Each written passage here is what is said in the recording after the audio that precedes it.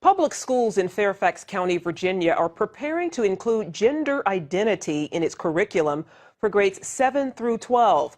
The family life education lessons will include teachings on heterosexual, homosexual, bisexual, and transgender identity. Andrea Lafferty of Traditional Values Coalition joins us from our Washington bureau to talk more about this controversial subject. Andrea, thanks for joining us. It's great to be with you. Thank you. First of all, tell us about this curriculum and the motivation behind it. Well, it's interesting. The school board voted earlier in May to add gender identity. It's not a part of the state law. It's not a part of the state school board instruction, but they've decided to add it against the will of many of the parents. And so now what we're dealing with is a vote on the family life education. Now, while we're talking specifically about Fairfax, I think it's important for people to understand this is happening across the country.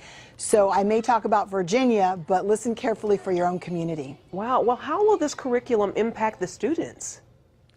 Well, it's very interesting. Right now, what will happen is, starting in kindergarten, they'll talk to them about same-sex or gay marriage.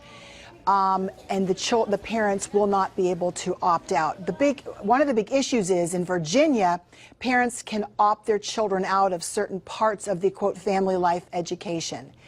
And so now what they're doing is they're trying to move parts of it from FLE, family life education, to health, which means the parents cannot opt their children out. And so we've been poring over the regulations and the information to see exactly what's happening.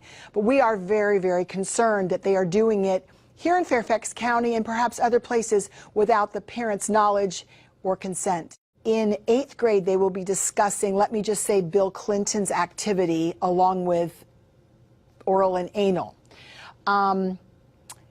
In 8th grade, and most people, and they've lowered it from 9th grade, or teaching 4th graders about the word incest. How far does that go? What is the difference between sexual orientation and gender identity? Well, the difference between sexual orientation and gender identity is sexual orientation is who you have sex with and how you have sex. Gender identity is who you are, male, female. Are you born male or female? Are you born nothing? And they want to break down those definitions so you're no longer male or female as God created us. You're one of 52, quote, genders, or one of 100 and something genders, depending on who you talk to. It is not clear, and it is not a part of our normal cultural discussion. I don't even think it's a part of discussion in France or other European countries. It's just bizarre. And they want to force this on the kids in Fairfax County when in fact it's not a part of the SOLs or the required education. What's been the reaction from parents, and what can parents do?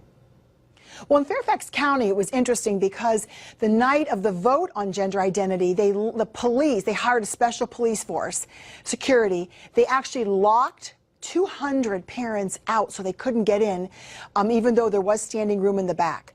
Parents need to be very engaged. Parents need to know what is going on in their local communities.